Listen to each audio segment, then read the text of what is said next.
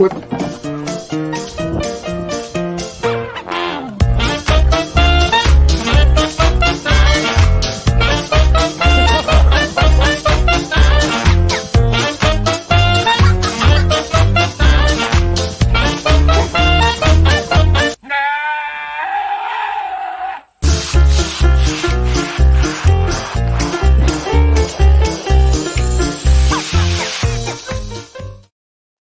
Oh, welcome everybody to Two Old Goats podcast. If you caught the beginning before the intro, you know that we are nothing if we're not professional. I am one of your hosts, Patrick, along with my co-host, Bryan. We are joined by a very good friend of mine, a guy I've known for, like 10 years now, something like that. We shared many a stage all over Indiana. Give a warm welcome, a Two Old Goats welcome to my buddy, comedian from Indianapolis, Indiana, Rhett Casteel. Rhett, how you doing, man? I'm great. I'm doing this from my garage. So right now I'm very much in like my Mark Maron phase. I'm in my garage too, man. I just I'm set up in an old dank garage and I'm on a podcast, and I've got cats. So So do I, but I had to lock mine out because they will jump in my lap and try to punch buttons on the computer. I've got 2 hound dogs as well, and I'm like, this is the safest space, is away from everything. Yeah. I got my sheepdog. She's taking a nap with my wife. That's why I'm in the garage and not on the PC in the bedroom. All right, there you go.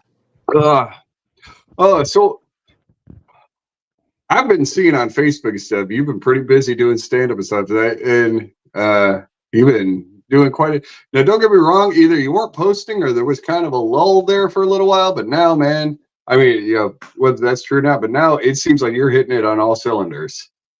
Trying to, with what cylinders I've got left, all 2.5. Down to like a V4. But no, it's been something. Yeah, I kind of was off the scene on and off with my health and stuff like that. You've known me. That's always something that's always kind of hindered certain things and whatnot. But now kind of got a little kick in the ass fire under me, that kind of thing, and got reinvigorated and was just like, you know what, I got to get back out to the scene and start hitting not just the same mic every week kind of thing, and get back to basics, kind of like back when I met you and stuff like that 10 years ago, where it was just like I was always out, like I could.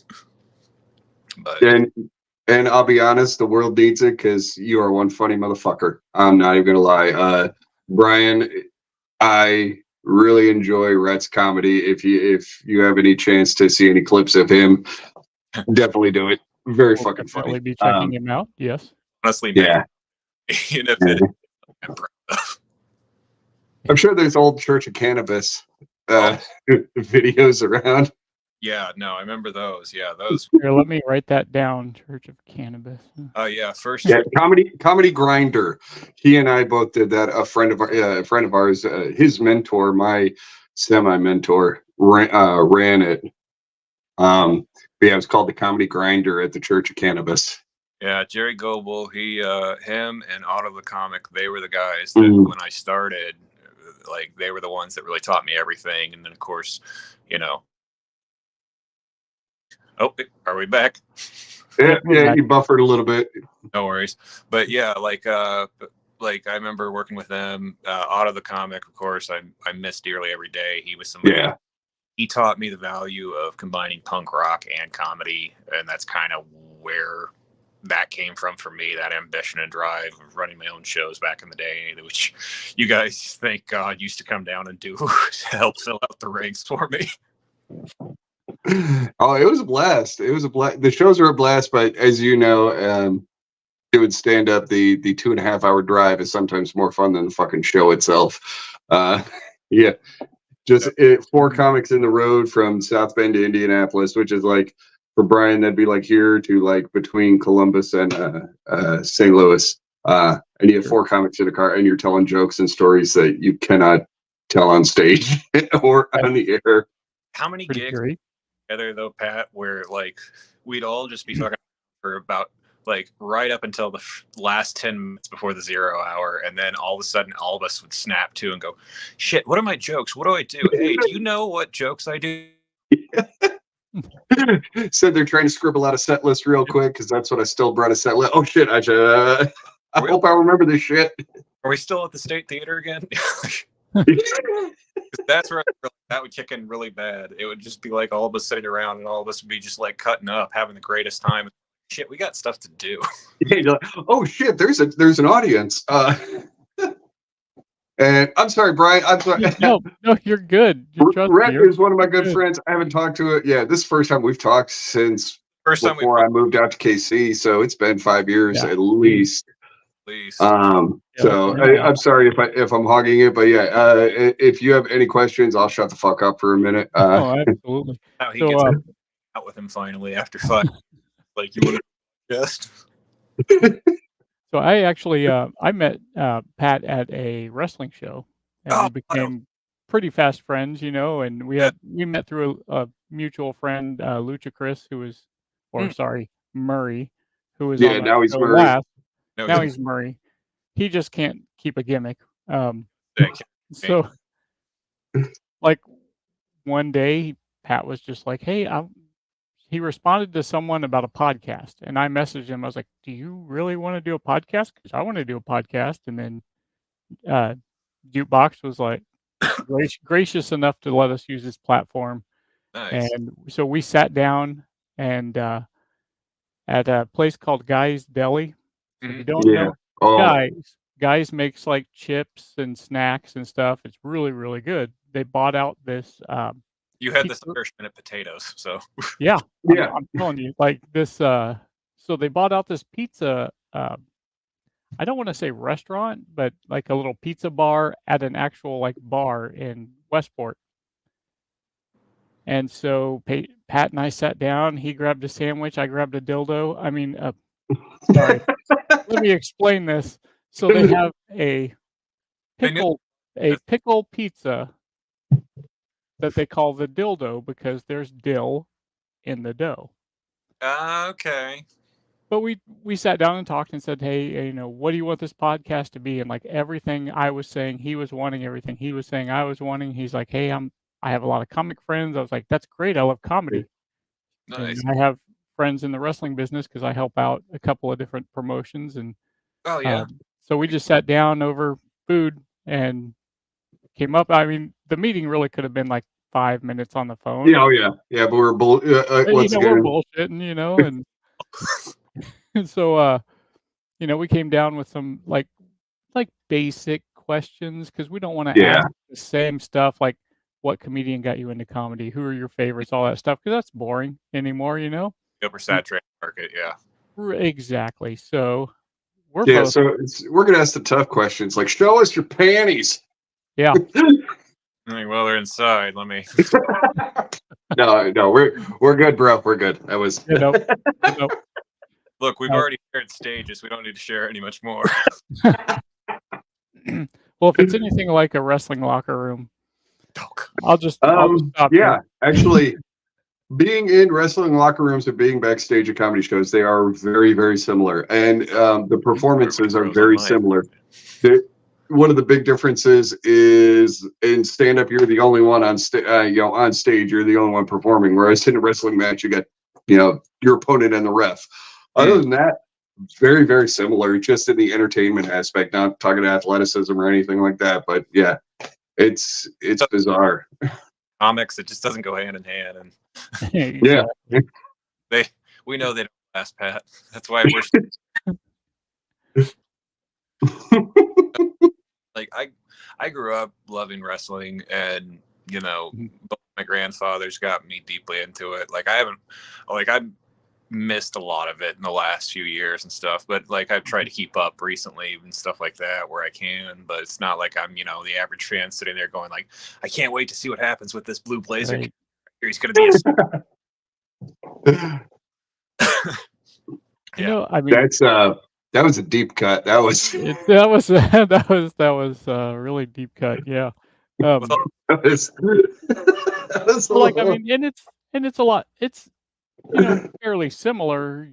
As a comedian, you travel in cars. As independent wrestlers travel in cars. We have a lot of guys that work shows here that are from St. Louis that'll make that drive. We had a show Saturday, and one guy drove from the middle of Illinois. It was like a 6-hour drive, and by himself drove to the show. After the show, drove home.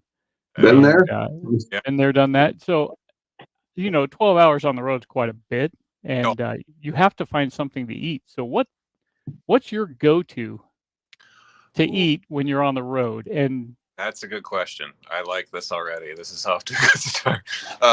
Because like if it's like dead ass middle of the night and like it's only gas stations, like I will trust a gas station like Italian sub any day of the week. Oh yeah. As long as I make sure I get some of those chili Fritos. Those were like a staple of every road gig in my formative comedy years. I love them. Pat, remember gigging with Goebel and stuff like that back in the day. And I like that was always a thing. Like we would just be, baked out of our minds talking shop. And I just remember like downing so many chili Fritos and stuff. But just that's so awesome. Just loving every second of that. And I still look back at that almost 12 years later now. And I'm just like, Jesus, like I miss some of those days a lot and a lot of those people. But yeah, it's you cover so much of that. And then, like Taco Bell is always a godsend as if it's open. Yeah, open late, yes. Yeah. Your standard action Waffle House off the highway is usually your best bet. Oh yeah. Yeah, I'm a fan of Waffle House. I know there's a lot that aren't, but like my wife doesn't like it. I mean, the fact that it messes with you so much. Oh, I mean, at least around here in Indiana, like if you go to any of them, you'll get dinner and a show for free. Oh yeah, it's the same here in KC. Yep. Oh. I think it's just standard now at every Waffle House. Right. I think they're actually hiring people for that. Oh, you cut up a little, Rhett. Oh, I was saying, like, are you guys finally coming off the hangover from the Super Bowl and like everybody's at the Waffle House? Yeah, pretty much. Yeah, just kind of like, yeah. I actually fucking Taylor Swift. I didn't even have time to celebrate anything. Monday morning, I caught a flight out to Detroit for work. I'm sorry. Nice. And then came back Friday night. Then did the wrestling show Saturday. And oh, that's awesome. Yeah. Now, like, a lot of fun. For you guys, like, when you're putting a card together like that, is it like, would you say, like, putting a card together for a wrestling show is similar to, like, slapping together a lineup for a comedy show? I would say so. Personally, I'm not like a booker who does all that stuff. I'm the worker bee who helps set up the ring. I do timekeeping. I tear down the ring. I set up chairs. I run the door, and I'm like the gopher. Right. Yeah. So early Earl Hebner. I like to think that they couldn't do it without me. They could, but no, I do a lot for them. But I don't do any of the booking stuff. That's all done through one of the owners, Michael Strider, who does that, and he's an ex-wrestler and just a heck of a good dude. Nice. Very and of course, he's friends with all of them. So he's like, hey, what do you think about this or this? And they'll give their input. And yeah, I would imagine, because you want to build up to that last match. Just like if we were doing a comedy show, people wouldn't come to see me, who's on first. They'd come to see you. Although they would enjoy me, they enjoy you more. Actually, so that's like, well, they wouldn't enjoy me, but doing a stand-up show, kind of like a wrestling match. You would start strong. So you would start with a solid comic to get people hooked in. And let's say you were doing a showcase and you had 6 or 7 comics. So you'd start strong and you go a little weaker. Then in the middle, bam, hit them again with somebody strong. Then if you need, then you have another newer person. Then you go your top 2. So then it's your semi-main event. That's where you got, Edge and Christian. And then your main event, that's where you got Shawn Michaels, Hulk Hogan, or Shawn Michaels, Undertaker. So you start strong, teeter in the middle strong, teeter a little bit, and then just, go guns a-blazing on the way out. So that way everybody leaves happy. And the psychology of that is and it's the same at a wrestling show too, because I've been to enough of them. If you go to a good comedy show and it opens strong and it ends strong, no one's going to remember what the fuck happened in the middle. They're just going to be like, man, that show was great. And you'll be walking off stage. If you had a shit set, Rhett can attest to this. You could just have an off night, have a shit set. People come up after the show, be like, dude, you were awesome. And you're like, what the fuck? Where did that come from? Yeah. So yeah, you start strong in the middle to keep people interested, strong at the end. Right. Everybody goes home happy. Yeah, everybody thinks you're great and everything, but suddenly the Ultimate Warrior screaming at a child at a term. You're like, hold up, wait. It's pretty on brand there. Yeah. You know, but no, I mean, like for me, I love stuff like that. And do you ever think that house shows are their open mics? I kind of do. If we're being honest. Oh my god! Oh shit! You know, You're gonna, Brian. What doesn't? You're gonna have to run that by the wrestlers in the next show. Ask them at the house shows. The open mic of wrestling. Oh fuck! I'll ask them, but you know, most of them just do the indies here, and you know. No, because I remember like when I was a kid, I would go to house shows at Market Square Arena in Indianapolis, and like I got to see the precursor like tryout match for Bret Hart versus Stone Cold. Oh wow! Yeah.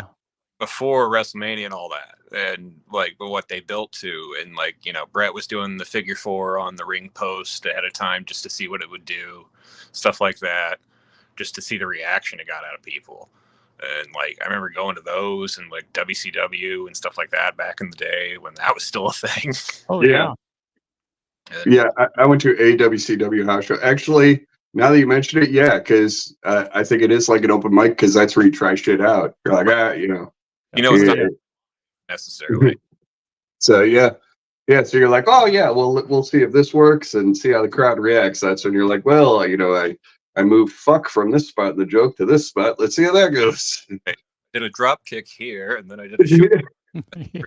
Are you still talking wrestling, or are we talking open mic? Because I mean, depending how I can imagine. Depending on the drink tickets they give you, open mic, go quick. Fucking drink tickets, holy shit. Oh god, that's what's so funny to me now as someone who's been doing this a little while around here is that the number of comics who don't know what that is when you say that, or never worked for that, or been, you know, they still don't understand what paid and exposure means. Oh, sort of things. And this is how similar wrestling is. Bless your heart. That's where I get like I turn into my Tennessee relatives. So this is how similar wrestling is. There's a joke going around, and it's been going around for like 20, 30 years. You work for a hot dog and a handshake. I'm sure Pat knows that, you know. That's kind of what the drink tickets remind me of. I was like, I know what that is. Yeah. Well, and you work for a hot dog and a handshake, and you hope they have hot dogs when you get off stage. We just ran out, man. Sorry. Right. Yeah. No, it's one of those where the parallels are very similar, and like myself as someone who I'm trying to get back into show running again because I miss doing that a lot. It's been a number of years, but yeah, Pat used to come out with the boys, all that, and they would make me look like $1 million fucking bucks. And you know, I'm doing a nowhere place on the far east side of Indianapolis where I'm from, where the crowd tell you they hate you, but you know, if you get in a good enough joke, they'll love you and remember you for life. And like, now, Pat, were you on the battle show I came up with? I did one of them because I insulted Diesel Reeves so hard. Do you remember that? Now, there's a comic named Diesel Reeves, great guy. Wilmington, North Carolina now. He's in North Carolina? Okay. Yeah. Oh, good for him. Great guy, really nice guy.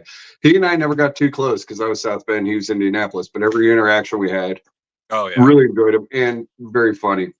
So Rick came up with this battle, and so you had teams. I mean, we were Team South Bend versus Team Indy. And when we drew a topic or something like that, and so like somebody from my team and somebody from his team would battle over the same topic, and it was like you can only do crowd talking. You can only do this. You have to tell your whole butterflies. You have to do your whole 5-minute bit about butterflies. Butterflies. And so mine was crowd talking, and I'm going around the room and I'm like blah blah blah blah blah, and I'm not great at crowd talking, but at the very end, Garrett's like, you have 10 seconds left, and I was like, Diesel Reeves, shit, after your set I had to change my name to Unleaded. Boom. And he was like, what the fuck? Because we hadn't really even talked that night. He wasn't even part of my set. I didn't compete against him. I think I competed against Will Hodge. And so he's like, what the fuck? Yeah, no, I remember doing that. But do you remember what happened to Otis? Otis got slapped with the Carrot Top perk, so he had to do 5 minutes of prop comedy with whatever was laying on the table. Oh my God. And he turned in the middle of his set and had like a midlife crisis and looks at me sweating bullets and just goes, almost 19 years I've been doing this and I've never had to work this hard. Otis, I love dearly. He's one of my closest friends in the world. He's from Team South Bend. That motherfucker has so much anxiety when it comes to stage stuff, and he does his set. He's like, it's joke A, joke B, joke C. He doesn't really deviate too much, so having him have to do improv the whole thing and prop comedy. I totally forgot about that. Oh yeah, because we thought we were gonna have to like stop at a Walmart to buy him fresh underwear on the way. Well, I remember. Oh shit! That was fun, and it was core memory unlocked. I called it Battle. It was this show I slapped together just because, and patent pending for anybody listening. In case, but no, it was an idea where I got tired of seeing like roast battles and stuff like that, where it's like comic versus comic, but I was like, I want to see them work on a team and just see what happens from that. And then it was like each comic would do 5 minutes, and you could tailor it kind of like a wrestling match, where like if you didn't have the numbers, like instead of like a 5-on-5, you could do a 3-on-3, that kind of thing. Right. Needed for the matches type of deal. You get it. But so we would just kind of do it that way. And then after each round, the audience would vote who won that round. And then you could pick out a perk, as we called it, which meant that you could go on into the next round. So you could stack them all into one round. And so like there was reduced time. So instead of 5 minutes, you got to do 3. And Pat got the crowd work perk thrown against him. So crowd work. Otis had to do 5 minutes of Carrot Top. So it was like it was fun because it just got people out of their heads, but it made them have to think in like teams and stuff like that, like a tag team kind of situation. And it was very cool. I'm looking to bring it back again just to see who else I can disrupt. Dude, it definitely bring it back. It is so much fun. Yeah, and if I'm ever in the area when you're doing that, I'll definitely. I don't care whose fucking team I'm on. Yeah. I'm not really one to do joke after joke after joke. You can ask Pat. Most of my stuff is just impromptu, just say stupid shit. Very what's it? A tag. You're a tag guy. Yeah. Don't get me wrong. Brian's funny. Brian said some funny shit and stuff, but it'll be more like I'll say something, he'll add on to it, and then I'll add on to it, and then he'll add on to it. Well, it's kind of like how JR used to call it for a good tag team. You got the steak and you got the sizzle. Mm-hmm. Yeah. I'm not the steak. Right. Well, I have my moments. I thought I was the sizzle. Fuck. Right, You're the steak and the sizzle most of the time. Right, I'm just a fucking skinny Santa drinking a rum and Coke out of a sippy cup. I'm a goddamn man. Rum and Coke. Look at you. Yep. I'm the only one not drinking tonight. Mm-hmm. You take one for me. Yep, there you go. I got tomorrow off, so I'm on call tonight, so always clear. I'm in this fucker. Yeah. But, no, like do you find they're like, it was like years ago, I remember Pat was doing some shows where they tried to intertwine comedy and wrestling, and I saw perform in the ring, and I came to you as soon as I saw you the next, and I was like, how do I get on one of these? And you're like, you don't want to do that. And I'm like, yes, I do. Pat kept coming back to me every time I would be like, I wanted to perform in a wrestling ring. Well, good news for you. You still can. No. As much as comedy and wrestling overlap, sure, the audiences, a wrestling audience does not want to hear Mr. Yuck Yuck. We tried comedy, we tried improv. Was this? But if a wrestler is doing it, it's different. Was this in Indiana? Yeah. Okay. So. But. Oh wait, shit! Rhett, you cut out again, man. Oh, I said that explains a lot. Oh. So just really quick, we have a lot of friends that work there. Hoodie and Anaya and Heidi Howitzer. They all work out of a place in Denver, Colorado. It's called Lucha Libre. Lucha Libre and Laughs. And so what they'll do is they'll have 2 comedians come out and they do commentary, live commentary over the speakers, but one of them will come out and do like a 5-minute set. Then they'll do a match, and then they'll do a 5-minute set. And from what I've seen on Twitter, I haven't actually been there, but from what I've seen, these shows, like, they sell out quick.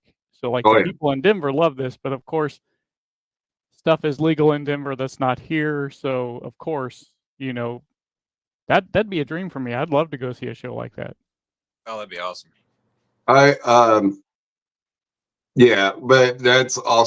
that's been billed like that. We tried it in Goshen, and they have really talented wrestlers there. Not taking anything away from the wrestlers or the comedians that I performed with in the wrestling ring, but doing it at the White Horse in Goshen, Indiana, not really prime real estate for entertainment. It just didn't work. I get it. Right. And we tried it 3 or 4 times. They're in Peru, India. It's not Peru, it's Peru, because why the fuck not? That's like Carmel. Don't even get me started on that horse shit. Or Belle Fountain. Bellefontaine looks beautiful. Belle Fountain and Carmel. Yeah, Carmel. You're a fucking ice cream topping, motherfucker. I used to date a girl up there, and that's exactly why I broke up with her. Because nobody should have to go through 13 roundabouts to get laid. And we like to skip steps. The exchange rate is worth the pussy. So you say you needed the inflation to. Oh, no. Oh, man. Like all that money, but he bought a clue. So we talk. We needed it to be better, or just more of it, or both. Personally, I like to burn that place to the ground and solve nothing broke. But yeah, Carmel's a little snooty. Little. I was being nice. We might have a listener from Carmel. I don't want to piss them off. Because I have to live up there for like 6 months, and I live down the street from the Jim Irsay compound, the house that OxyContin built. Oh, geez. Oh shit. So what you're saying is you have you have some pent up. I'm disabled. We're always pent up. Yeah. No. Actually, because that's one thing that people that are watching and listening don't know. Did you want to touch on that at all? Because I know it is a big thing in your act, and it's a big thing, in your life. Sure. No, it doesn't bother me. So where do you want to lead in on this? What's wrong? Let's kind of we'll give the overview, but let's start at the beginning. Like what? Okay, so what is your disability? Okay, so I have a very rare neurological condition. It's called complex regional pain syndrome, CRPS. More recently, it's been popularized in. If you have Netflix, check out this documentary called "My Take Care of Maya," where it's about a young girl who has the same illness, and basically, it's the most painful disease a human being will ever experience. The only thing that's worse than this, comparable to the same pain that I feel, is being set on fire. That's the most painful thing a human being will ever experience, burning alive. And so it's like I'm always in an inferno match, to link it back to wrestling. I know, but it all comes back to wrestling. right, but no, I'm always in pain. I'm not right now so much because I'm distracted. I'm, hanging out with a good friend I haven't seen in a long time, talking shop, stuff like that, and, having drinks and just enjoying life. So distractions are a big thing that help with that. But yeah, so Pat met me back in the day. I probably hadn't had as many spine surgeries yet. No. I know you had a couple. I think you had the battery at the time. Okay, so you probably met me about surgery number 5 or 6 out of 12, all on my spine. And and it was funny too, because again, tying it back to wrestling, was a few years ago I met Kevin Nash. Oh, wow. Yeah, and he sees me limp up and he goes, "Fuck's wrong with you?" And I was like, "Oh, well, I got this. I just had surgery." Blah, blah, blah. I said, "What about you?" And he's like, "Oh, I just had the knee replaced." So we're hanging out. Me and Kevin Nash are commiserating over surgical stories and stuff like that. And he asks what's wrong with me, and I tell him what I just told you guys. And he just looks at me and he goes, "That's fucked up." And that's you saying that, Kevin. Yeah. I was talking to him and I'm like, this is the guy I used to watch routinely, take chair shots and, go through tables and stuff like that, whether it was Diesel, whether he was, Kevin Nash or whatever, all that kind of stuff. You remember the night he lawn darted Rey Mysterio into the side of a trailer on WC? Oh, yeah. Yeah, that was the launch of the NWO. The good old days. Right, but he was very cool and we hung out and we talked about that kind of stuff. And, 20 minutes later, he's telling me about what tax bracket he's in and stuff like that. As you do. And he's telling me about his wife was mad at him because he still has his 95 Bronco that he still keeps in good running condition. I'm like, okay, well, I gotta go. That's pretty bad when you're like, all right, yeah, I'm feeling awkward now. Usually it's the superstar that's like, yeah, move along. Well, what was cool was there was a moment where he listened genuinely to what I've been through with my surgeries and stuff like that, and he recommended a medical device that would help me. It's kind of like a mat sort of thing you lay on that helps kind of open up the blood vessels and stuff to help healing. And he took out his cell phone and hands it to me and goes, "Watch this video." And I'm like, "Oh, okay." And I'm holding Kevin Nash's cell phone and I set it down on the table in front of him, not to be rude. And he picks it back up instantly and hands it back and puts it, he forces his cell phone into my hands and goes, "Watch the fucking thing." And I Kevin Nash's cell phone for the next 10 minutes. I'm just praying to God that there's a text that comes in that says Hulkster or some shit. But it couldn't have been nicer. And, it's weird when you can bond with people over stuff like that. But that's what I try to do with crowds. And Pat's seen me do this, is that, we'll work the small towns because, not everybody has access to a comedy club. Yeah. And just like with an indie wrestling promotion and stuff like that, is they can't get to the arenas, the big ones and such, to see these shows, but people have a hunger and a want for it, for that type of entertainment. So I always tried to apply it to my shows and stuff like that, but what I ended up finding was there was a lot of people with different chronic illnesses and disabilities and stuff like that would come out of the crowds and pull me aside and just be like, "Thank you for what you just did." and I didn't know him. Mm-hmm. But that was kind of one of those things that was like the fuel to the fire that kept me going for years, was just the fact that as long as somebody connects to what you do and they come back to you and they're like, you helped save me, that kind of thing. And I've had that happen. It's weird, especially through comedy. And it's always the person, Pat knows what this is like. It's that same person that comes up to you after a gig, after you get off stage or whatever, and there's a couple comics that have gone on and such, and then somebody will pull you aside and just randomly go, I don't like to laugh normally, but yeah, see the finger. Yeah, exactly. Yep. Yeah. And my friend drug me out to this show. I was going to have a bad time until. And I had a woman who came up to me after a gig once very early on. I think this is before we met, Pat. Was like, I was doing my stuff about my chronic illness and my disease, because I try to be lighthearted about it and, you know, laugh at the chaos, because, you know, it's not so bad. But what I do remember about that was that this woman came up to me out of the crowd and just was like, she picked her moment to come talk to me. And, you know, sweet older woman, but she just goes, I want to thank you for what you just did. And I was like, what do you mean?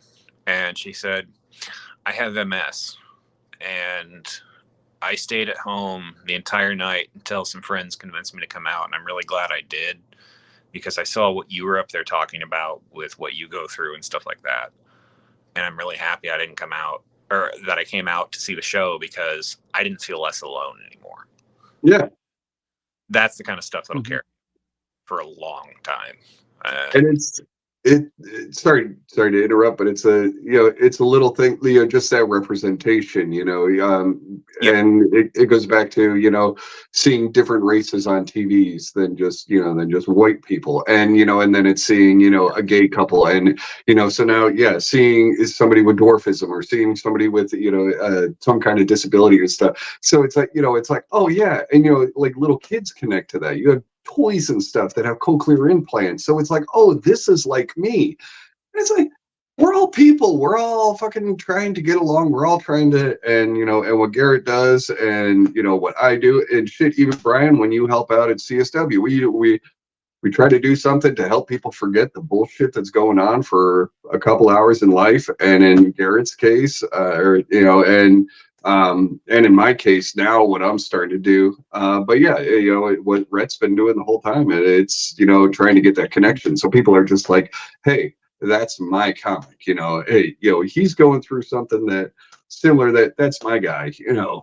And if he can go upstage, if he could go on stage and he could talk about that shit for 10 minutes in front of a room full of people that he doesn't fucking know, and he could do that night after night, I can get my ass out of bed and go to work. I can make it one more day. I can do something else because of something like that. It's weird how it works. And I don't know how it works, but it's like, it's an acceptance thing. Like, shit, he's living his life to the best that he can. Well, shit, I could get up, I could go to work, I could get up, I could pick my kids up from school, and, so I commend you once again. Cheers. Absolutely. Twice, thank you. Oh, I love you, bro. I love you too, buddy. But no, all that, because my big thing is out of their head for a day, or laughing for a few minutes, that kind of thing. And I never want to be disparaging. I don't want to be that comic that punches down. No. Go dark. I get called a punk rock gallows comic a lot. Oh, love it. That's kind of where I'm comfortable, is, nobody's going to be laughing about my shit more than me. Just because it helps me process. And, there's been nights where, thanks to friends of ours of Pat's, like Sean Shank doing, state theater and stuff like that, where he gave me a storytelling opportunity where I got to take the actual real story and not just put the comedy to it. I got to put the drama to it. And that was cool to see the difference and to see how people react, where it's like storytelling in a wrestling match kind of thing, where there's the emotion, there's the comedy, there's the drama, it's the rising, the falling, the actions, all that kind of thing. So it was cool to be a comic, but then go and be free to tell the real story unbound and include the dark parts, not just the stuff I made funny. Right. But for people to sit there and go from crying to laughing to crying because they're laughing so hard to crying because they connected to it, those sort of things. That's a powerful thing. And I don't take it for granted. I try not to. And, you know, now as someone who's been doing this almost 12 years, it's only become more and more important as the years. The importance of it has just grown exponentially. And my two greatest motivators are spite and defiance. I mean, like all of us, you know. Yeah. Hey, that's very punk rock. Fuck you. I light up a cigarette. Sorry. We're getting into some shit as I'm getting into the whiskey, you know. Hey, we're good, bro. We're good. What's cool is that I've got a lot of, I mean, we know this, Pat, is that comics, we love wrestling. Oddly enough, the majority of us do. Yeah. And so there's been nights where, like, the very first comedy set I ever did was when I was 17, and it was a high school thing. It was a high school production. That's back when I met Coley Davis back then. Mm-hmm. At Troy Davis's daughter. Yeah. Troy, rest in peace. God love you. Yeah, no, absolutely. Miss you, Troy, every damn day. He's in my act. He gave me one of the greatest taglines and stuff like that about outpatient surgery. Oh my God, that is like one of my top 3 favorite jokes of yours. Thank you. Did Troy give you the punchline? Yeah, no, Troy gave me that whole thing practically. Out a bit. Okay, we won't spoil it. Yeah, I don't want to spoil it out of here unless you want to tell it, but I'll leave it up to you. But I mean, I don't want to spoil anything. I don't mind telling it because it honors a friend of ours. But yeah, so Troy Davis, God rest his soul, he back in the day gave me this joke because I was working around trying to figure out how do I make this funny about having, you know, an outpatient surgery. Was my first surgery as a kid when I was 17. And like simply he helped me come up with this was that it was he goes, I had outpatient surgery. If you don't know what outpatient surgery is, it's basically where after it's over, you wake up in your car. And that's like the little punch, but then the tag is that with the bill pinned to you. Yeah. Just to make sure. Oh God, I fucking love that joke. That's the thing, that it gets so many people on my side.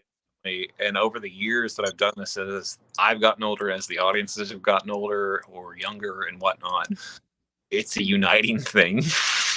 Is instantly like it stopped being so much of like, haha, being like, yes, I get it. And yep. Because it's true. Right. So it's stuff like that. You know, because you have to have a light-hearted sense of humor about these sort of things when you're going through hardships, like anything. Not to get all dusty roads, like, you know, just being like, hard times. We got hard times. Waking up in your car with a bill pinned to your chest. You a plumber and you working 9 to 5. Oh shit! Yeah. Hard times is fucking a woman in Carmel and having to go through 13 roundabout to get some pussy. Well, just to find a woman who's gonna be all that faithful to you. That's hot. Oh shit! Oh, see, okay. all roads lead to wrestling. Just the way it is. That's wrestling is life. If you look at it, it's a microcosm of life. So strange is because the longer I've been more of that punk rock type of comic, the longer I've understood wrestling promoters, and I will deep dive into like Jim Cornette's podcast and stuff like that, where he just breaks down the history of like Ohio Valley and territories and stuff like that, and you hear the bookings. It's so similar to comedy. It is so blatantly similar. Yeah. Like I've done shows where storytelling shows where indie pro wrestlers came on, and they had no frame of reference. They couldn't do stand up at all, these guys. And we'd be on these gigs where all the comics are getting head fucked because they're not getting the laughs they expect. But a pro wrestler goes on and just tells a story and kills because they're not looking for the laugh. Yeah. They're telling the story. Yeah. And there's a huge difference and disconnect in between those things. So like when you're doing storytelling as opposed to straight up stand up, there's a big difference of like, you don't need to always look for the approval from the crowd as long as you're getting the narrative across, that kind of thing. Yeah. Absolutely. Yeah. It's similar to like when a little kid does something and gets a huge laugh, but then they try to do it again. And it's like, no, you just, what you did naturally was funny. But when, like when a little kid tries to tell you the joke, you're like one under the chin and one here. I think that will get the job done. It sounds like Pat's been upstaged by a child before. Yeah. I'm getting upstaged by my grandson now. So a funny story about my oldest boy, who's now 25. He's like learning to talk. He's probably 2 years old. My wife was taking him to the store, and somebody had cut my wife off. Well, if anyone knows me and my wife, we don't exactly have the most clean of language. And my wife said, "Those are the real." Yeah, I'm telling you. My wife said, "Move your ass." My son said nothing, like not a word. They drive another mile to get to the store, and they're in the car. He ends in the cart. My wife's pushing the cart around. They get to an aisle, and there's an old lady in her cart, and there's people coming down the other way. And my son just turns around and looks, "Move your ass!" And my wife, God bless her, tried to not. She told me this story because I wasn't there, but she tried to know something. She's like, I tried not to laugh so hard. She's like, I was so embarrassed and just kind of scooted by that lady and off we went. But yeah, so yeah. Yep. No, see now, like if that were to happen with me pushing my grandson around, I would have leaned into it. Like, yeah, you goddamn right. Move your ass. Listen to the baby. 100%. I would have went more on that and said, "Hey, did you hear that? I can do ventriloquism now." I gotta speak on this a little bit, just because you triggered something. Is that there are certain things you learn in stand-up, and one of them is don't get the puppet kid high. That mistake where you're hanging out with different comics and stuff like that, and then you have to have really uncomfortable conversations while you're stoned, such as like, I don't know where I end and the puppets begin. Oh my God. And what's weird, when you're talking to them, sometimes they'll have a conversation with you normally, but then the hand will come up in the back because they're so accustomed to it. God love them. Is this the same ventriloquist that I've seen Janet post about? We won't go into that. Okay. That'll be an off-camera deal. Right. I know Rhett knows a very limited number of ventriloquists. I mean, after doing this for so long, more than you know. Yeah. True. It gets to a point where you're like, yeah. My stage time. One thing I did want to point out, and I'm sure you've made this connection, but I find it really horrible that the disease, the disability you have, that prevents you from like moving about well, that prevents you from like walking without a cane and stuff. It's fucking called Crips.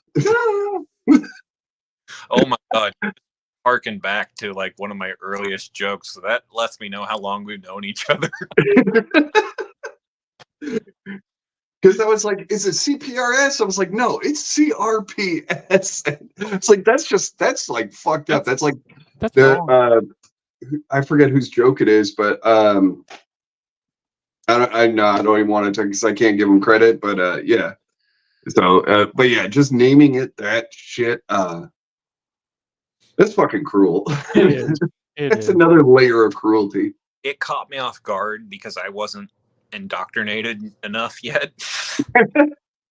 Was that a doctor came up to me once at an appointment, and he was a surgeon, and he goes, "You're Crips, right?" I went, "Excuse me?"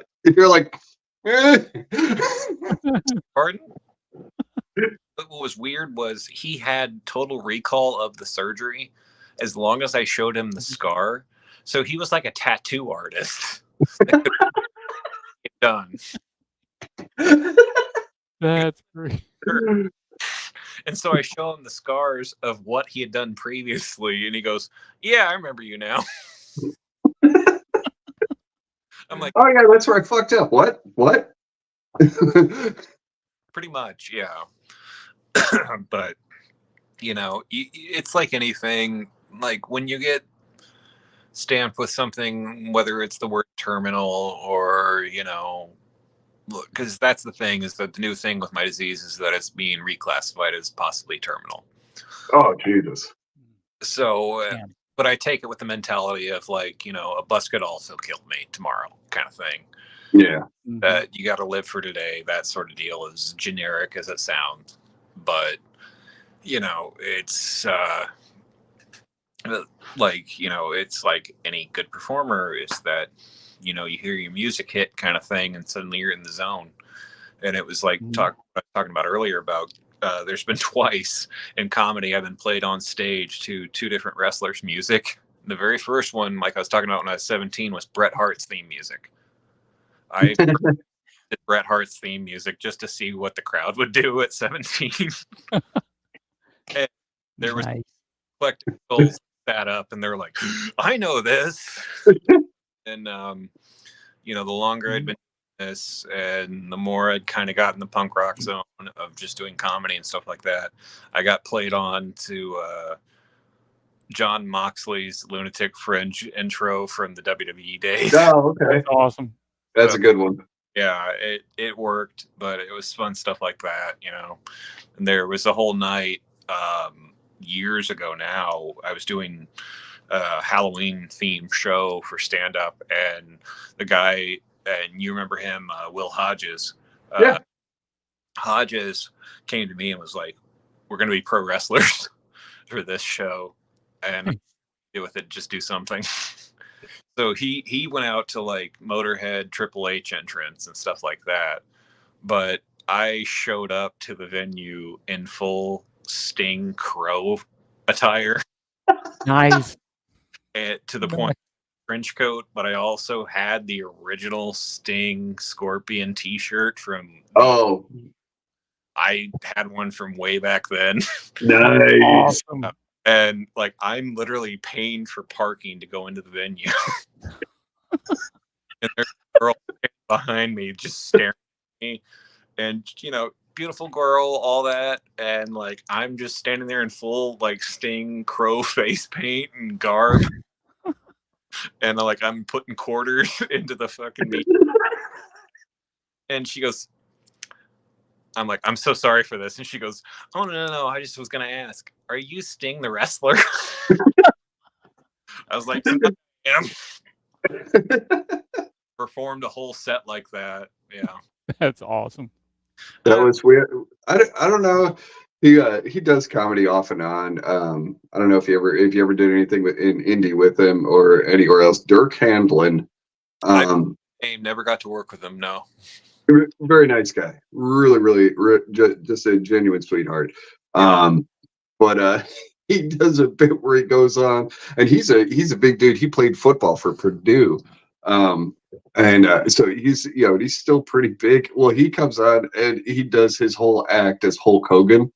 And when when I opened for well, we all opened for Jake the Snake. He came on and he did that, and I swear I heard, because Jake and Hogan, from what I understand, don't get along too well. And from what I heard, Jake just in the back, just just laughing.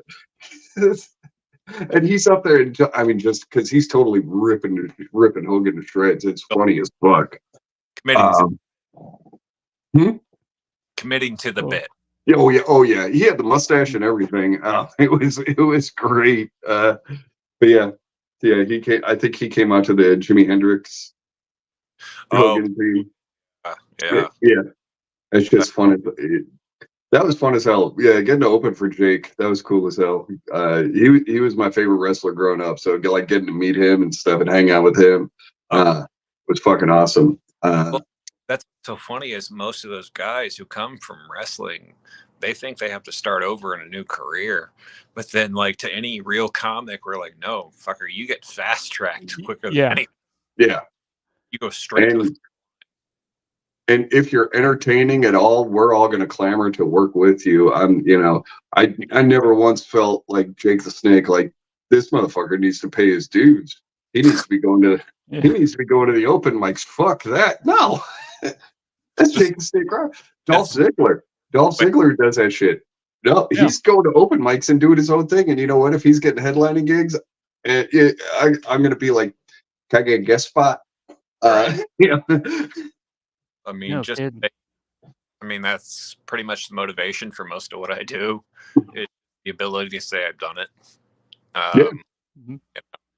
That's how I agreed to certain stages and stuff like that around different states, was just because I knew the lore of those kind of places. And I was like, okay, well, if it gets me on this stage, I'll do it. Well, and I saw next month you're going to a stage that I'm familiar with. Oh. Depression?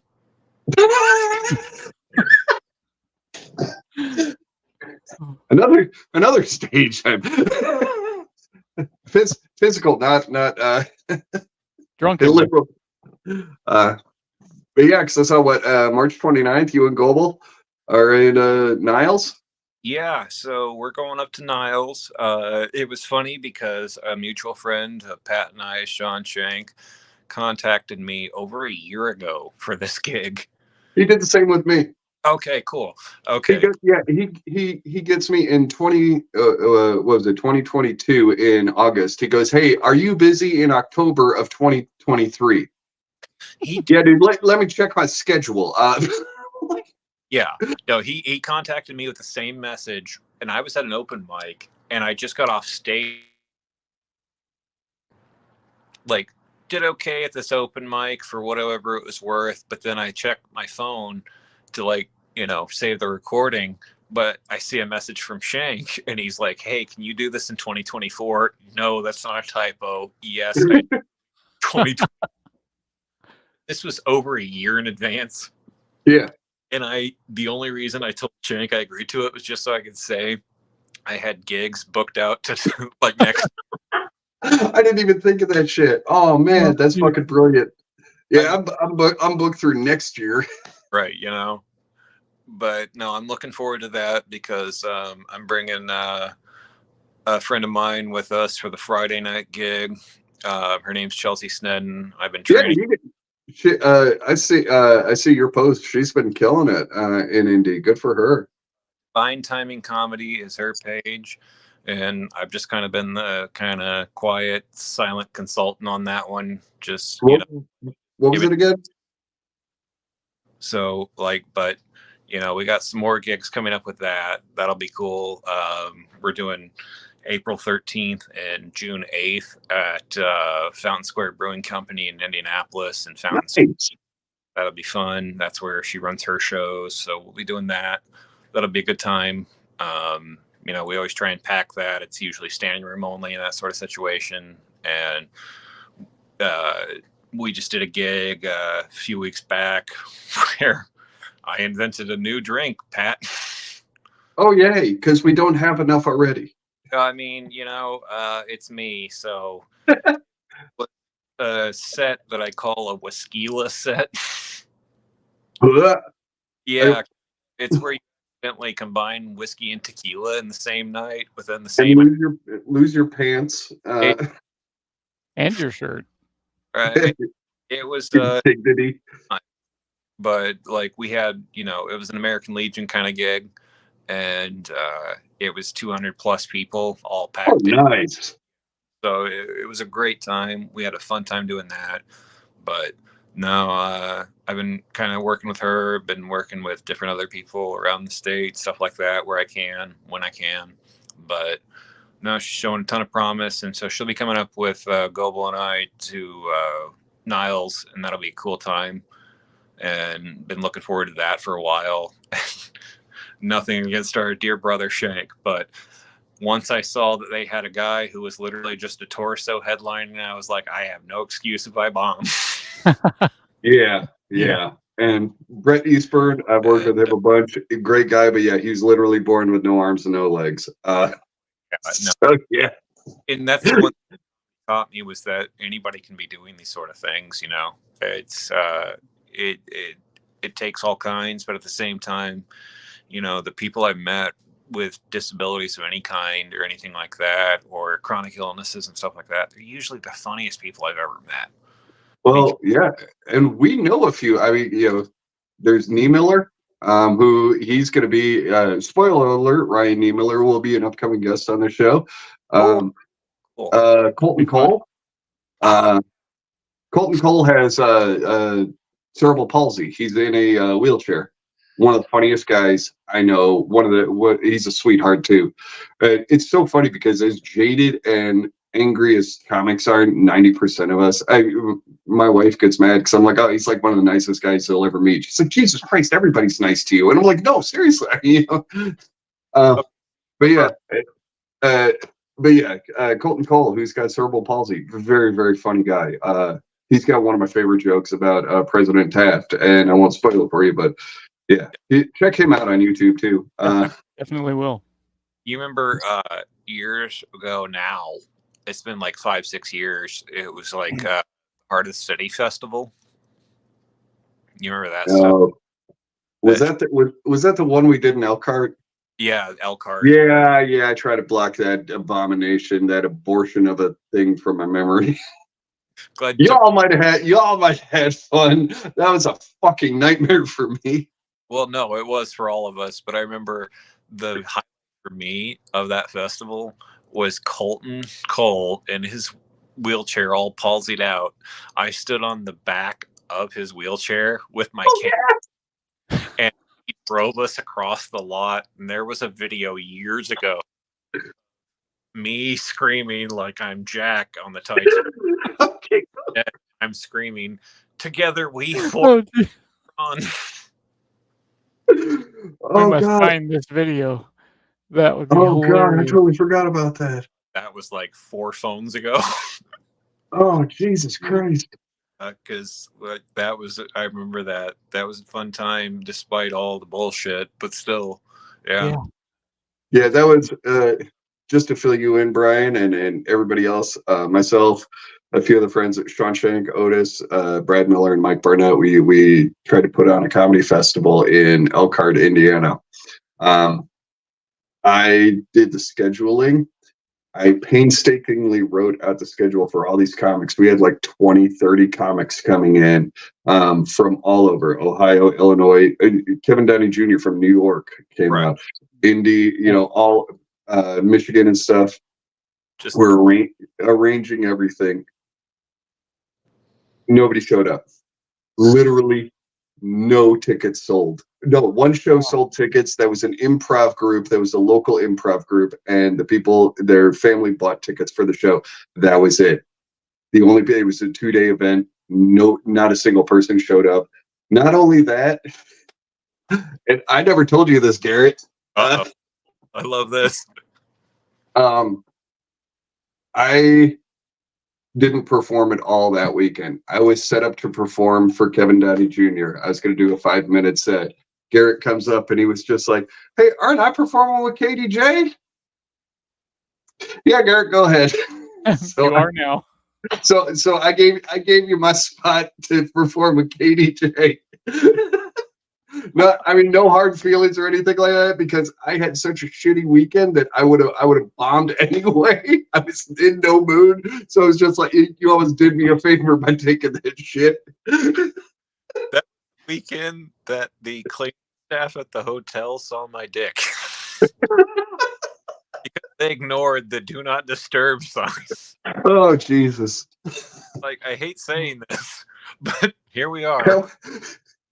But no, I mean, and it's like when you're on a hell gig, no matter how terrible they are and stuff like that, no matter how long they are, eventually, as time passes, you'll have the clarity enough to look back on them with hindsight to be like, you know what? I was still with my friends. We still had a great fucking time. Oh no, I don't look back fondly on anything about that weekend. I try to block it from. Sean will try to talk about it with rose-colored glasses. I was like, dude, it's a fucking nightmare. It was okay. That was one of the worst weekends I've ever been in, and I was in Iraq. Oh, geez. Well, I would go back to Iraq. Well, see, that's the thing. Do that fucking weekend again. Not to, but like, I remember years ago when I was realizing that I had severe medical PTSD. I was out front of a gig with you of mine, and we were talking about it, and I was telling you what I was experiencing. And I'm not a veteran. I've never been through any battles or anything like that other than on the operating room table. Yeah. But I remember it was Pat that pulled me aside and goes, dude, that's fucking PTSD. You have it. It was like, I remember it, yeah. It was a couple months later. I was playing Destiny 2, and you hopped onto chatting with me, and you're like, "Hey, dude, yeah, I just got diagnosed. Yeah, I had PTSD, blah blah blah." And I was just, and I couldn't remember. I was like, "Oh wow, oh you got to," and you're like, "Dude, you're the one that told me." And I was like, "Oh yeah." I was, yes. Yeah, and then and lo and behold, what was it? 10 years after that, I finally got diagnosed with PTSD. It was 2018 where I got diagnosed, and and I medically disabled, or VA rating and everything. So, that was a fun night. I don't think I've ever even told you this, Brian. I was sitting there and I was watching SmackDown one night, and I was living in Sean's basement, going through a divorce, very low time in my life. My son was in another room watching TV. I'm watching SmackDown. I start having a panic attack. I think it's a heart attack. And I'm like, oh my God, my heart's going like crazy. And I pull up my phone and I look up symptoms of a heart attack. And then I'm scrolling down, and it was like one of those little Google things with suggested results. And it says, panic or heart attacks, panic attack can have the same symptoms as heart attacks. So I click on panic attack. Look at the symptoms, and I'm feeling the same thing, sense of dread, think you're going to die. Because I'm thinking, I'm going to die, and my son's going to walk in, and there I am, dead in my chair the next morning. So, I look at all that shit, and then I scroll down, and once again, it was just like, panic attacks could be a sign of PTSD. So I click on that and, go to like the VA website, and it was like symptoms of PTSD. There was like 12 of them, and I'm like, hey, I got 11 of them. So I actually went to counseling and stuff. Did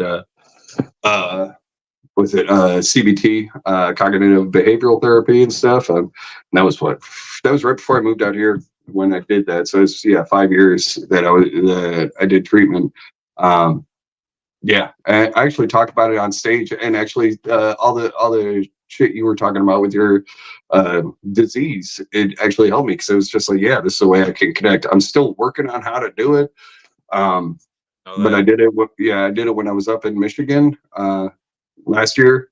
And it's another way to connect, because it's like, I have PTSD from combat, but everybody's had trauma in their life, and it's just sure. You got to find a way to fucking laugh at it. Just like you got to find a way to laugh at your shit. Absolutely. No, wholeheartedly is. And that's the big thing, is that's why I've always loved working with you and the rest of the guys from South Bend and stuff like that. Was just like, okay. Like, you guys indoctrinated me into the old guard status early around here. And, I like to tell people, like, I got fast tracked to the old guard status, not because of talent, but by necessity. Numbers. like falling out and thinning so quickly. They're like, we need on the wall. And, but no, I mean, it saved my life, and that's the one thing, is that comedy has always saved me. And you know, just like anything that you get very truly adoring and passionate about, is that can be what defines you and those sort of things, but it's not what encompasses you entirely. And that's what I've loved working with people like Pat and others that we've been talking about tonight, is just that, you know, these people have a drive no matter what happens. And those are the kind of people you want to stay with, because those are the kind of people that keep you inspired. And just like I was talking about earlier with, you know, new comics and stuff like that. And that's the big thing, is like someone who's been doing this almost 12 years, but then you're, you know, back on a scene that may or may not accept you for whatever reason, because we know comedy scenes are just like high school. Oh yeah. No matter what happens there. It's the same, like I'm sure you guys would find in a locker room for, you know, any wrestling show. That kind of thing is absolutely, you know, afraid you're going to steal their spotlight kind of thing or whatever. Yep. Thing is, for someone like myself who's been doing this a while, kind of settled into the jobber territory. Yeah. Like, you know what? If I can help put them over, I'm going to fucking do it, because exactly. I promise these kids are what's next. And that's how people should focus on these things. And, you know, and I do this in my act, and I'll do it now, is that as someone with a terminal illness, you know, where I could die at any given point, I go out there and I do open mics and I do stuff like that. And it lets me see who the new crop is, who the new generation are that's going to be what's there. And as someone like that, I see that, and I see these kids going out there, they're working on their art, their craft, they're polishing, they're fine tuning, they're, you know, building to all these sort of things, and they're taking chances. That's a big thing. They're taking chances out there, and they're trying to expand and believe in themselves, which is already hard enough. But then as someone who sits there with a terminal illness, I see this new generation, and I can't help but think how I can't wait to fucking die.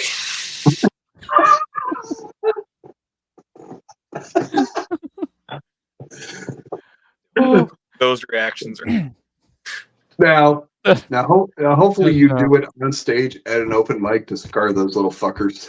Yes. I mean, I was just thinking that. I mean, I know I pick puppies up by the scruffs occasionally, but it's because I believe in them. Yeah. Know what it's like? It's when you see some real good art there, but it's like, the world's not broken you just yet, so I'm gonna fast track you. I try to, like, we have comics. We have a lot of comics. Like, it's like indie. It's a bigger city, so we have mics every night, multiple mics on many nights. Alertly. And yeah, me moving down here, I had, 6-7 years experience when I moved down here. 7 years experience when I moved down here, and I was moved right to the bottom of the totem pole. Like, who the fuck are you? And I had to earn my way again. But anyway, yeah, so it's like, yeah, you go to an open mic and it's like, oh, let's say out of 30 people and the random draw, once again, I'm number 30 for the third week in a row. Oh, shocker. But we're the row. Then you was like, yeah. Then you win. Right, Woo! Yeah, so, but anyway, I try to actually, and I told Shank, I was like, yeah, I'm going to try to feed you comics, guys that I think can, feature at the very least, either feature and headline, try to get them up there to get Laugh Lounge. Yeah, anybody in around Niles area, check out the Underground Laugh Lounge. 100%. Comedy every week. Great comedy every week. Unless I'm there, then it's like mediocre comedy. But like I said earlier in the show, the headliner will make you forget everything about me. Way to go, sell it if you had to. Hey, if I don't make fun of myself, who will? You Your wife. Yeah. It's the same. Hey, it's the same at my house. My wife makes fun of me all the time. Um, Well, but wait till yeah. then you'll really know who loves you. See, we're at the point of this meaning hi or I love you. Mm, You know, I mean, like right. I've done that for years to my dog. My dog is like 11 years old, right? And Right. after like 3 years, I started flipping. I was like, "Hey, Cooper!" And so now when he sees it, he starts wagging his tail. See, my dog, my oldest dog, he's reaching 8 now, but he's getting like the old man scruff on him. Yep. Okay. So I'll look at him. I'm like, there's my son. There's my old man. That's my old boy. Oh. Perks up because he's such a great dog that he loves when I call him my son. Is that Rockford? That's Rockford, yes. Yeah, I've got 2 dogs. Their names are like in full are Rockford B. Sinji. Sinji. That is Jesus Christ. And I love the Rockford Files, James Garner. Like that is one of my favorite all-time shows. That's my ringtone. The theme song is my ringtone. That's like one of the best. I absolutely love that show. Oh, that's awesome because I used to have that as my ringtone. But then I forgot that was still a thing you could do. Yeah. I'm like one of the last people that like actually customized the ringtone. One of the last custom ringtones I ever had was Jeff Hardy's theme music. Nice. I don't know why. There was just something about that just to my generation where I'm like, I get this. I think my ringtone's the Letterkenny theme. Oh, I'm a huge Letterkenny fan. Like recently, and Really? Well, have we got some news for you? You need to go watch past episodes because yeah, we had on one of the skids. Which skid? It was It matters. it matters. He's actually a wrestler. Okay. In Canada. No. Patrick Plywood McNeil. So if you know the skids, he's the taller with the big scruffy beard. He kind of the gas mask. And the gas mask and yeah. Super type. Yeah, sweetheart of a guy. Such a great guy. Fun. Yeah, no, I love that series. Very fun interview. CM Punk, who the longer I've been in comedy, the more I identify with is CM Punk. Yep. Hey, don't say that to Pat. He's not like CM Punk. I do a bunch of open mics and shit like that. I'm like CM Punk in the AEW presser. I'm just like, I'm tired. I'm injured. I'm old. I work with children. Yes. Like that's where I'm at, and I'm still trying to eat my meal in the middle of it. While sitting there shitting his pants. And then telling people how good the meal is. You know? I mean, that's the thing is that, like, and I don't try to cast any dispersions or hate towards any clubs in this city. I think if anybody can get to a comedy club, do it. Yeah. Absolutely do it. If you can work the angle, all that, do it. Because that's another way to get your art out there. That's another way to fast track yourself and stuff like that. But the way I came up was more of the indie promotions type, where it was like, you know, all this time I could be spending waiting for a chance to get on the big show. I could be spending time creating something that I can put the people I want to see, get some exposure, get some chances, get some eyes on them, that sort of thing, put them out there. And I believe wholeheartedly in that. And I always will. And I'll go to bat for that 100 times. Yeah. And neither is a wrong choice. You know, just because I'm going to a bar to see Rhett and Pat and Sean and whoever, I'm still going to have a fun time as if I went to the theater to see Kevin Hart or Brian Regan or blah, blah, blah. You know, it's still going to be, a night of laughs. I mean, some of the best comedy shows I've seen were at the comedy club, or, you know, there was one downtown. It was like above a bar. You know, some of the best comedy I've seen hasn't been in the big venues. Yeah, and some of the best comics I've seen have never been on TV. But they're working every weekend. You know, going around, or at least when I was going to the clubs all the time. You know, they were working every weekend. And yeah, so yeah, there is plenty of unsung heroes of comedy that, you know, and just like wrestling at indie shows and stuff. But yeah. Totally. No, and Um, that's, you know, that's why I always loved working with guys like that. And sorry, I'm plugging my phone up so this interview doesn't end early. You're good. Since I'm doing all this Mark Maron style from my garage, you'll see a cameo eventually from like a stray raccoon. Sweet. You know, but no, that's the thing that keeps me going is stuff like that, is where people take a chance on themselves. Mm-hmm. And, you know, it's hard enough in this business to get people behind you and get people believing in what you do and to create your own grassroots style fan base or whatever it is. But that's why I love doing this, is because I get to watch a lot of people who come from a lot of odds and steep odds that they'll just show up and they'll knock it out.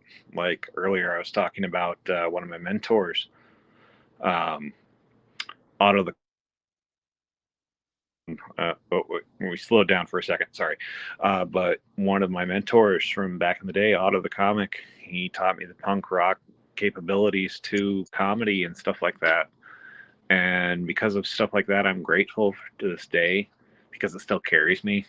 And, you know, I went my own way, but I had people like Pat and Shank and all these other people who are the old guard that got in my ear early and told me, like, what you're doing is right, but just make sure you do it for you.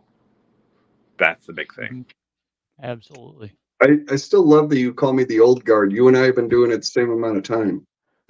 Which is weird to think, because like when I met you, I was like, this fucker has been. Yeah, because I had people, people like Shank and Otis, and there was a couple other guys, Gathright and stuff.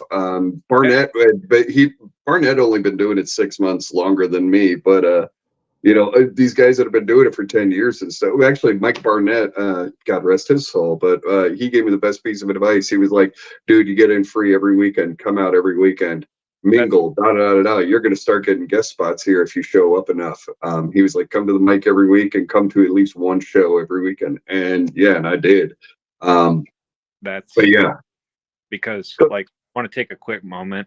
I don't mean to stop everything, but God rest Mike Barnett's soul. We miss him. Good friend. Very good friend. Is still sitting up there at a booth in heaven waiting for all of us. But that guy is still getting the fucking wrong order. Exactly. No matter where we went. For years, Mike Barnett, God rest his huge, huggable soul, he would never.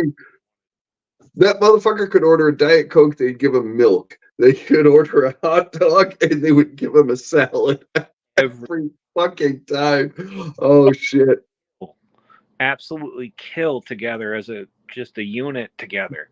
And it was a great feeling. Like, it feels like, a stable of wrestlers all succeeding in their angles together, where you steal the show kind of thing. We'd go out to a Waffle House at Denny's, no matter where. And Mike would always get exactly what he did not order. Oh, you ordered a waffle at the Waffle House? I thought you ordered chicken tenders. Yeah, no, I remember that. Oh, fuck. Oh, my God. That's another. Anyway, you are unlocking some fucking core memory shit I haven't thought about in a while. Oh, no. We do have to be wrapping this up, though. We've been going almost 90 minutes. Man, this shit's been it's been fucking fun, man. This is our Iron Man match, gentlemen. Hold on, before you go, we have to ask you. We had a lot of fun, obviously. Thank you. We do want you to come back. I would love to. So we're wanting to know if how is July 2025 looking? Fucking book it. I will be it. Okay. We're booking it now, July 2025. And probably before. Little bet if I have to, and Pat knows I will do this. We will definitely get together before Little then. known location, or So- if we're gonna go wrestling terms, a medical facility. We all might be there by that time, you know? I mean, we'll see how this goes. So, Okay, now this is one of my favorite parts of the show. Yes. I texted you and I said, pick a song because we make a playlist called Two Old Yep. Goats Playlist on Spotify. Yes. I made it shareable. Hopefully, people can find it. If you don't, It's got Brian and I and whoever the guest is add a song every show. I would say every week, but when was our last show? 2024. You actually might be on our next show in 2025. That might actually be the next show we. it might. No, Let me- we're getting back into it. Yeah. Okay, so I will add these later because I'm doing this on my phone. So I have my handy carpenter's pencil. How is Home Depot? No, this is Harbor Freight, man. I ain't spending that Home Depot money. Yeah. All right. So, Rhett, what song you got for us? Okay, so if I had to pick a song to add to this playlist that I'm sure is monumental enough, I mean, we'll see. I got to go with Audio Slave's "I Am the Highway." Oh, fuck Great you. That is such a good song. Oh, Such a quintessential performance song. If you're out on the road and you're a traveler in the entertainment industry, no matter what facet, that is a song that will carry you on your worst days. that is a killer song. Killer song. And Soundgarden was my favorite band in high school, but I like Audio Slave more than I like Soundgarden. I think is Ghost. yeah. I might be a Philistine and stuff, but I mean I still love Soundgarden, but I think Audio Slave was just the oh It was just shit. raw and I good. want Yeah. I hit you guys with something that would be like, oh shit, we got to stop.